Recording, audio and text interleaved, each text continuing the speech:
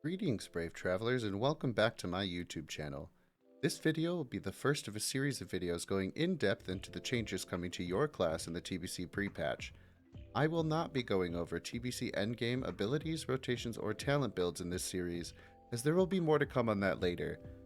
For now, I would like to get you ready for the pre-patch, which is very clearly coming soon as we now have a fancy new icon on our character screens in-game. If you are new here, please make sure you hit that subscribe button to keep up with this series and many more videos to come regarding TBC Classic and WoW alike. I have broken each video down into armor types so that we can compartmentalize and avoid doing too many individual weekly uploads. If the class you've chosen for TBC isn't a mail wearer, this video may not be the one you want to watch. Unless of course you want to get an idea for what we'll be looking at when we get to your class. And just to get my watch time up, of course. On to the meat and potatoes. We are going to start today off with my chosen class of the expansion, the Shaman. Whether it's elemental, enhancement, or restoration, you're in for all sorts of tasty treats come pre-patch. Whether it be mana efficiency, raw power increase, or smoother leveling experiences, this class gets a whole new look right out of the gate. First, I would like to look at the talents. Specifically elemental. This will be my chosen spec, of course. First change here is to clear casting. Clear casting used to give a 10% chance to enter a clear casting state that reduces the mana cost of your next spell by 100%. That has now changed to any time you land a critical strike with a spell, your next 2 damage spells' mana cost will be reduced by 40%.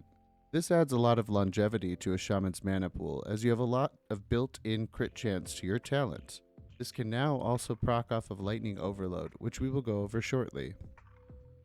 Lightning Mastery changed from 1 second at 5 points to 0.5 seconds at 5 points, due to the fact that Lightning Bolt and Chain Lightning base cast time was reduced from 3 seconds to 2.5 seconds and 2.5 seconds to 2 seconds respectively. Next, we have new talents added to the tree, starting with Elemental Precision. This talent gets you almost halfway to spell hit cap by itself and reduces the threat caused by your spells by 10%. Trust me, you need the threat reduction. We got some big crits. Next up, we have Unrelenting Storm. This really adds to the idea of longevity that Blizzard gave to Elemental going into TBC. We've now gotten elemental shields for you PvPers out there. The Elemental Shaman's Wind Fury talent Lightning Overload at rank 5 will give you a 20% chance to cast a second lightning bolt or chain lightning spell on the target at no cost and no threat for half the damage of the original spell cast. As I mentioned before, the crits from this free spell can also trigger clear casting. And Totem of Wrath, which provides all party members with a 3% hit and critical strike chance. This is one of the main reasons you're absolutely necessary in any caster group, as a lot of casters will build their gear around having your extra hit percent to get to cap. Let's move on now to the Enhancement Talon changes. First up, you'll notice a big change in the fact that two-handed axes and maces was made baseline to where you could just go to your local weapon master to train them. This talent was replaced with Shamanistic Focus. After landing a melee critical strike, which you will do a lot of, you enter a focus state, reducing the mana cost of your next shock spell by 60%. This really applied a greater longevity to Enhancement Shaman's mana pool in a similar way to the update in clear casting for Elemental. The parry talent has now changed to Spirit Weapons, which still gives you the ability to parry, but also reduces your threat by 30%. This is a much needed threat drop, considering that even with this, your Wind Fury shot combos are very likely to make you tickle the toes of your tanks in threat. Now at level 40, we can use the Dual Wield talent. This is an absolute increase in leveling speed right away for those of you who have Shaman alts they haven't leveled yet. Throwing double Wind Fury on 2 slow weapons will make you melt mobs in no time.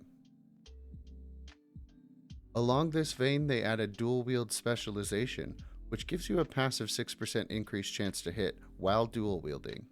Storm Strike now hits with both main hand and offhand weapons simultaneously. Mental Quickness provides another increase to longevity for reducing the mana cost of all instant cast spells by 6%, but also provides a huge boost in overall damage, as it provides you with 30% of your attack power as spell damage and healing. We also don't need to talk much about the huge benefit for you and your party from Unleashed Rage. Shamanistic Rage is not only a good defensive with a 30% damage reduction, but is mainly used as a mana refund button that is massively boosted by things like haste potions, bloodlust, or drums. Let's talk now about Restoration. Healing Grace added a 30% reduction to the chance your spells will be dispelled, which primarily applies to healing way buffs and Earth Shield in PvP. Mana Tide Totem has been buffed by quite a bit. Baseline, it restored 170 mana every 3 seconds for 12 seconds, but now it restores 6% of total mana every 3 seconds for 12 seconds. Nature's Guardian will give you a passive health potion when you get within execute range. This can save you from some major raid mechanics, or quite a bit in PvP with only a 5-second cooldown. Nature's Blessing gives you a large increase to your spell damage and healing. This increases by 30% of your intellect. Improved Chain Heal increases the amount healed by your Chain Heal by 20%, and with this already being your #1 heal in raid environments especially, you'll be seeing quite the rise in throughput thanks to this talent. Earth Shield is amazing to slap on your tanks or your PvP partners in order to provide passive sustain throughout a fight. Let's move on now to spell changes overall.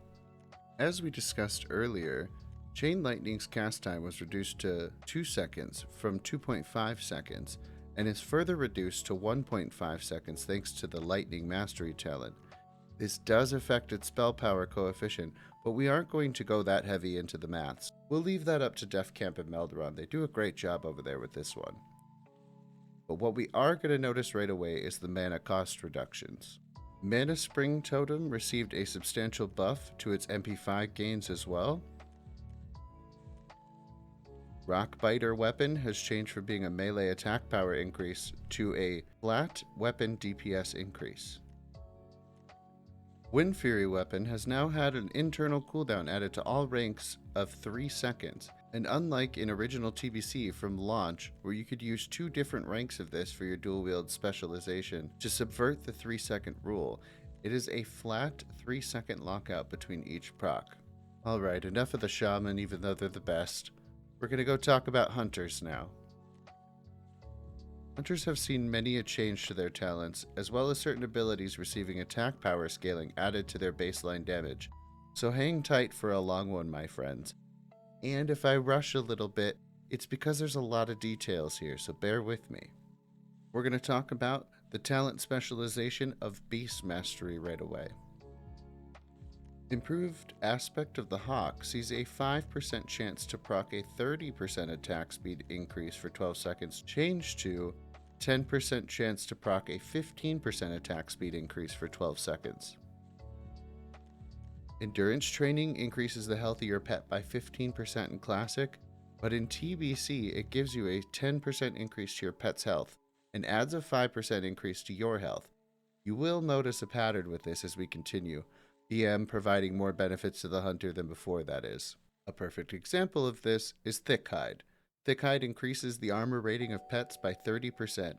This has been changed to increase the pet armor by 20% and your armor contributions from items by 10%. Improved Aspect of the Monkey sees its dodge bonus change from 5% at 5 points to 6% at 3 points. Improved Eyes of the Beast was removed and substituted with Focus Fire, which increases your damage done by 2% and your kill command's critical strike chance by 20%. Pathfinding Talent's movement speed increased from 6% to 8%. Ferocity now sees its critical strike chance reduced from 15% to 10%. The improved Men Pet talent now not only provides a 50% chance to remove 1 curse, disease, magic, or poison effect, but also reduces the mana cost of Men Pet by 20%. Bestial Discipline increased focus regen for your pet by 20% in Classic, but now that is increased to 100%. Quite the buff, I would say. Alright, let's talk about what's new for the Beast Mastery talents. We have Animal Handler, Ferocious Inspiration, Cat-like Reflexes, Serpent Swiftness, and the Beast Within. It's important to know that the Beast Within talent provides you with 10% increased damage and a 20% reduction in mana cost of your spells while your pet has Bestial Wrath active. The biggest note I would say is the ability to ignore CC the same way your pet could in Classic. We're going to slide over to the Marksmanship Tree.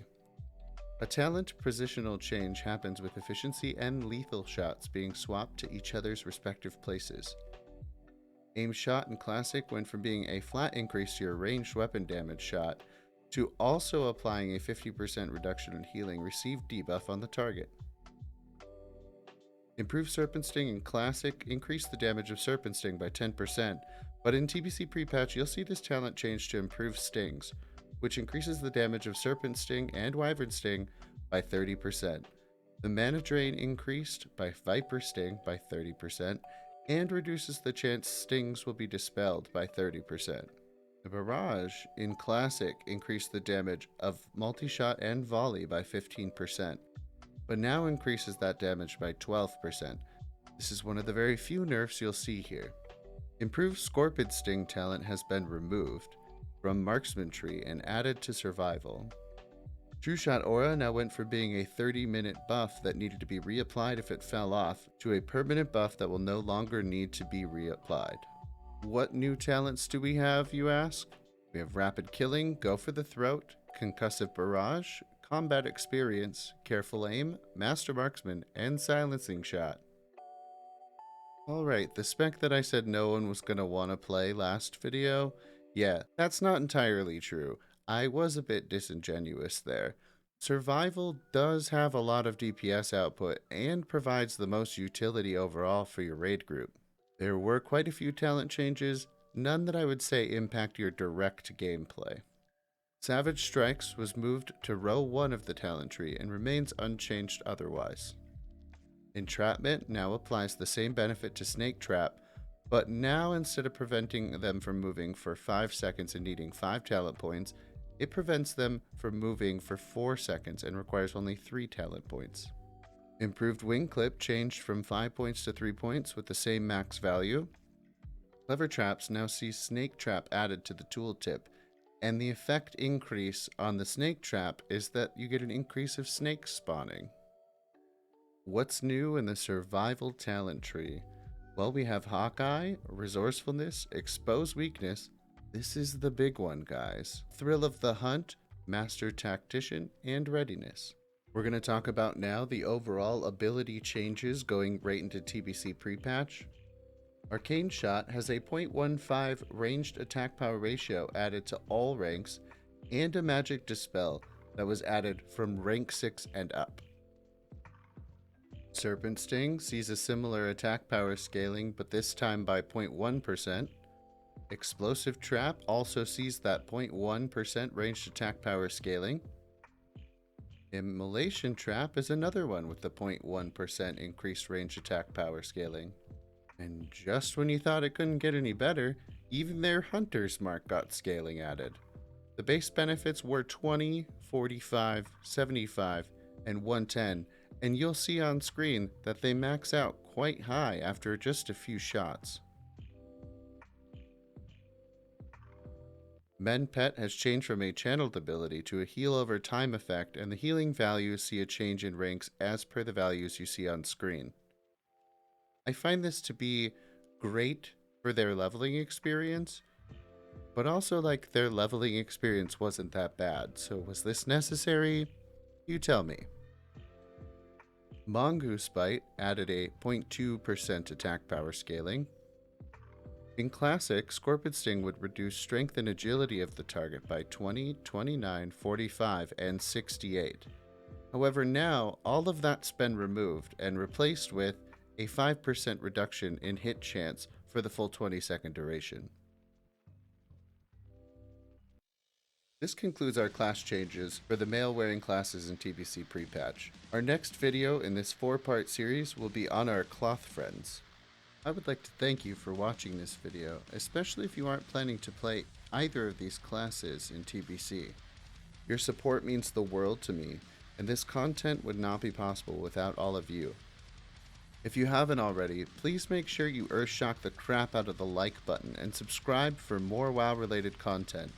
If there is anything I might have missed in this video, please leave a comment below educating me on the matter. And if you'd like to stop by and tell me yourself, or just to hang out, I stream nearly every day at twitch.tv/godoflols. Until next time, my friends, farewell.